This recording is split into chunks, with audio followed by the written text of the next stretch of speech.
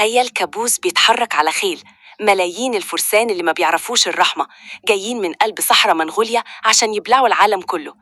النهاردة ريو هيحكيلكم عن الرعب اللي هز عرش الأرض، المغول. القائد بتاعهم جنكيز خان ما كانش مجرد ملك، ده كان إعصار. قدر يجمع قبائل كانت بتاكل في بعضها ويحولهم لأشرس آلة عسكرية في التاريخ، لدرجة إنهم وصلوا من الصين لحد أبواب أوروبا، مفيش سور وقف قدامهم. المغول اخترعوا حرب الأعصاب، كانوا بيحرقوا المدن اللي بتقاوم عشان المدن اللي بعدها تستسلم من الخوف، وبخيلهم السريع وأقواسهم القاتلة دمروا دول كانت فاكرة نفسها لا تهزم، ومنهم الخلافة العباسية في بغداد.